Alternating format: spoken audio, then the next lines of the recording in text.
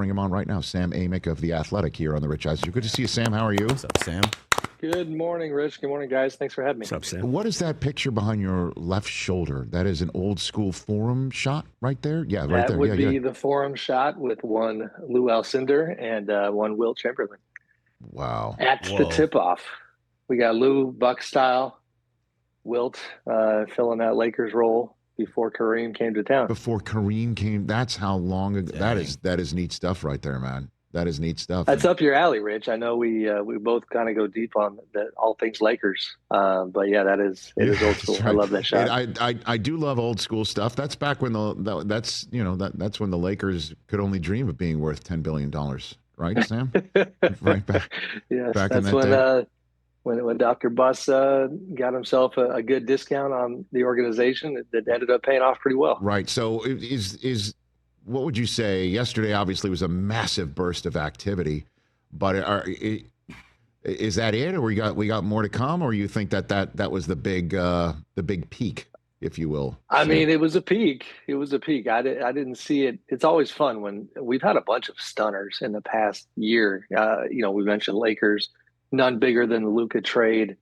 But, Tom Thibodeau getting fired, Taylor Jenkins getting fired right before the season, Michael Malone, Calvin Booth. I feel like if you had a metric for shock factor, this season and now this offseason are up there. The Myles Turner, Damian Lillard deal with Milwaukee, which we wrote about a lot today, is incredible just in terms of the risk factor. And again, 6 degrees of Lakers, when you are a franchise like the Bucks, you don't have the luxury of feeling like if a guy like Giannis leaves town, then the next star is around the corner.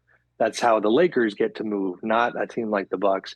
And so you see John Horst, their GM, go all in and cut Damian Lillard and, the incredible cost that comes with that. So yesterday was a peak. Where are we going next? I was just on the phone with a guy from a team just kind of chuckling about how on the one hand you have high profile stuff happening. LeBron James situation still a little bit worth monitoring, but free agency wise, the chuckle that we shared was like the Deandre Ayton sweepstakes are front and center today. Right. And that is a word that we should not be attaching to a player like DeAndre Ayton, even though he's a former number 1 pick. So the way that things have changed in terms of free agency not being the end all be all this time of year, and the trades actually being the thing that kind of caused the fireworks is a bit of a shift. Sam Amick of The Athletic, senior NBA writer here on the Rich Eisen Show. Our radio audience returned during your, opening statement I asked you for, but in regards to the new league year. Let's start with what happened with the Milwaukee Bucks and the Indiana Pacers together, two teams that plain don't like each other. So obviously Myles Turner no longer being with the Pacers and going to the Bucks, and the way that they opened the purse strings for him, and also for Lillard to just be sent packing was really shocking. Sam, you want to tackle this however you wish, the genesis of it and the way it all played out?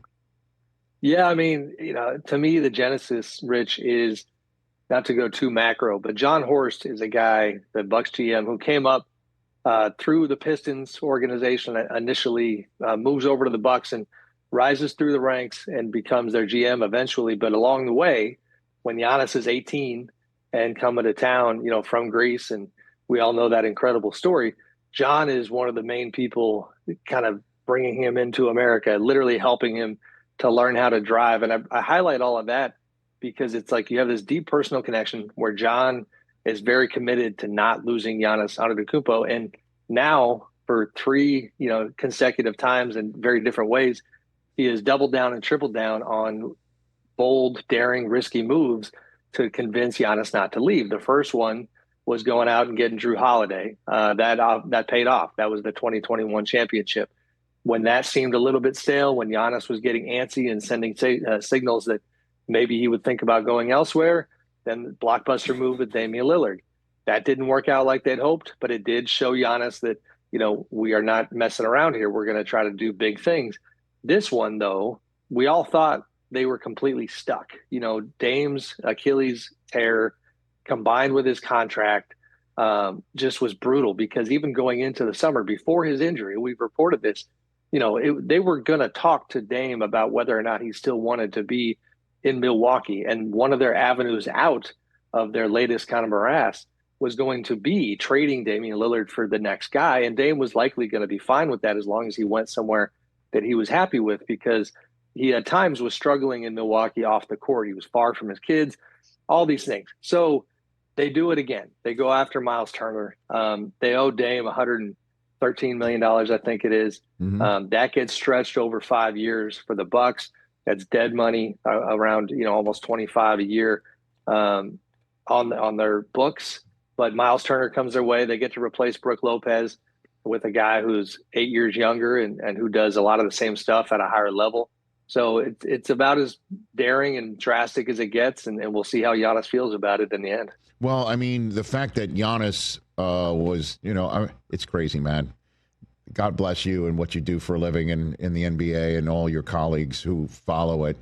I mean, we go to social media, right? Like for a window into somebody's soul and their thought process, and his post of Brook Lopez in the championship locker room and him wondering what's going on with his post. And then we find out that he's upset about Lillard no longer being there. And the question I have is it a roster concern, or just he didn't like the way, as Chris Haynes, your colleague, reported, that maybe Lillard found out like how we all did when it became public, and that's what Giannis was upset with. What's your 2 cents on the Giannis thoughts, Sam? So, I mean, your social media point is on point. It is hilarious. That Brook Lopez picture that Giannis put out, that came right after they lost Brook, and it's the subtitle you can see is, "I don't know what's going on right now, man," and it's funny but telling and insightful. But then,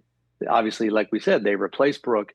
We have not gotten another social media post to indicate how Giannis feels about Myles Turner. I have not confirmed that Giannis is unhappy. If I'm being honest with you, knowing Giannis fairly well, I feel like that might be just political messaging, because he loves Dame and wants to make sure that Dame feels supported. I did report in depth yesterday that Dame is not upset. He is elated.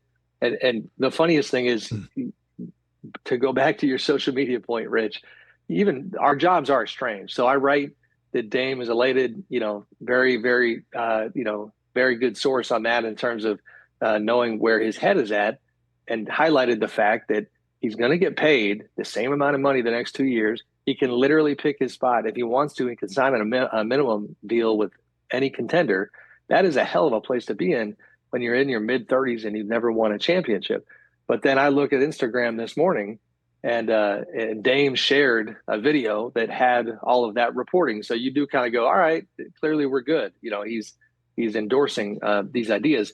But as it relates to Giannis, I think, okay, the Dame thing is now settled, that he's happy, he's going to be on his way. I don't know exactly where Giannis is at.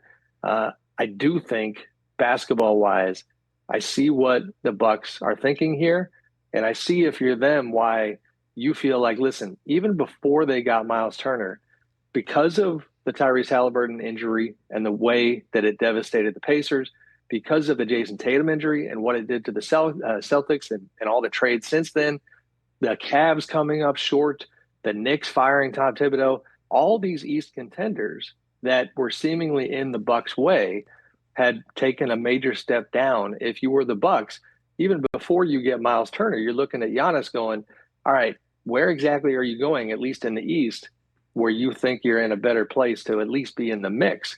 Because you alluded to it earlier, the Bucks and Pacers rivalry was such that you already kind of knew that if Giannis is watching those finals, he's sitting there thinking, man, you got to be kidding me. Like, we're better than this team. You know what I mean? Like, there's just no way that he was scared of that Pacers team. And now that Pacers team doesn't exist. So not only could you sell him on the deteriorated East, now you can sell him on, hey, guess what we did? We went and we actually stole from the Pacers, and we got one of their main guys, and we think that you should rock with him. But again, we're going to have to see how Giannis moves in the next couple of weeks. And it's kind of amazing how things kind of connect, Sam. I was talking about this on the show yesterday.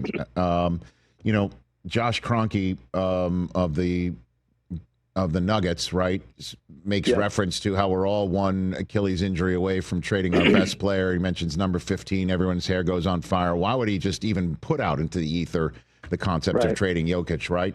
But then we see Damian Lillard blow out his Achilles, and Jason Tatum's blew out his Achilles, and his comment about Jokic was right before Halliburton blew out his Achilles, and all three teams make big moves because of these Achilles injuries and how it affects their immediate future. Now, obviously, the Celtics wanted to get out of the second apron, and they're realizing we don't, really without Tatum have a shot to win it all next year. We might as well do it.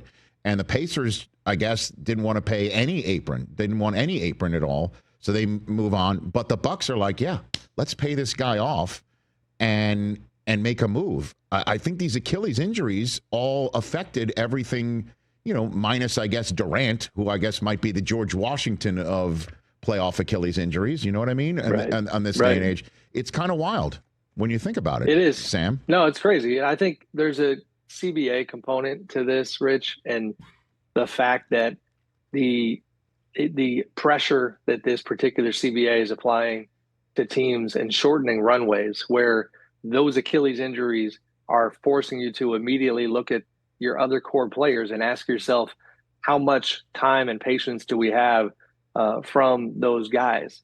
And if the answer is not much, then you got a kind of fight or flight type decision to make. Are we going to, hit the eject button and do, what Boston is doing to a degree? Or are we going to do what the Bucks are doing, which is just double down again and find another way? But in the kind of way that you might be paying for 5, 6, 7, 8 years from now. I mean, they gave up, their number one asset, there. So it's, you mentioned the Nuggets.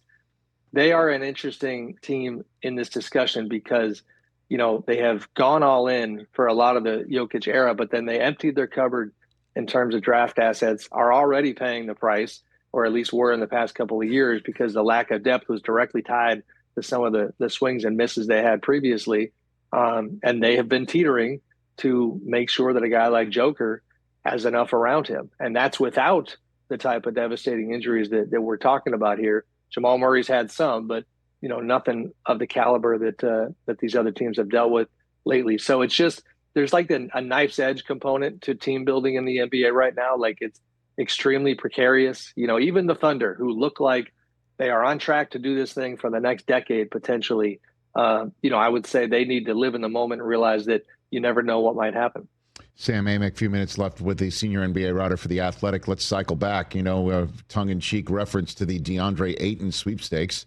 And again, social media, people going nuts, trying to read into things that either make sense to read into, but, Ayton showing up from what appears to be a nice vacation to Jamaica, fresh off of the PJ at the FBO there, maybe in Kingston, I don't know, but wearing a Dodger hat.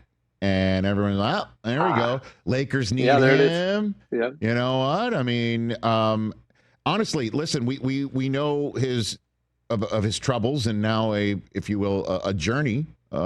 He's close to journeyman. I don't know, but he's teetering on that edge.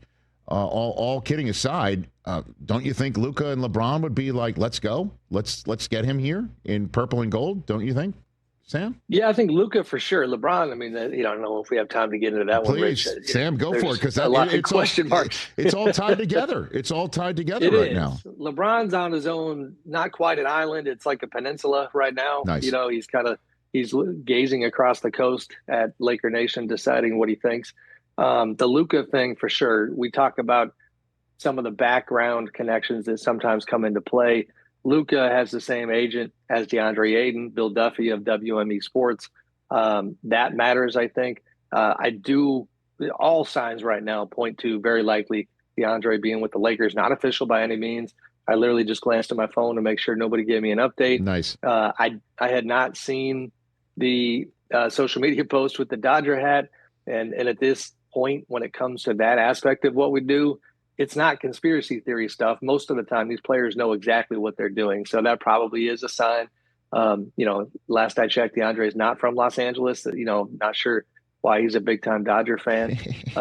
If he does come, it'll be an interesting one because the Lakers, man, you talk about the knife's edge and calculated risks. They're the opposite of the Bucks right now. They have refused to go all in because they continue to have kind of dream scenarios for down the road. They are keeping their eyes on the Giannis's and the Jokic's, and they don't want to give up stuff right now that could help them down the road to make a run at those guys. And that's all well and good, but you have to make sure that Luka signs his extension in August. You got to make sure he's feeling good about things. And you got to not take anything for granted in terms of what's in front of you right now in the next season and a half. So, Deandre could fit fine. He just right now he has had one of the more troubled careers that we've ever seen from a number one pick. It's not completely bust territory, but man, it's not great. Our Jason Quick at The Athletic just had a story the other day, pulling the curtain back a little bit on why Portland decided to do what they did. And it wasn't the most flattering stuff. So I think with that in mind, if he goes to the Lakers, a little bit like Luka, I know it's weird to put them in the same sentence. They could both have that chip on their shoulder, time to rehab my image and my reputation type energy. And maybe it turns out to be a good fit. And the Lakers are desperate. They got, Jake LaRavia, but they're mostly vacant at that center spot right now. They need something desperately.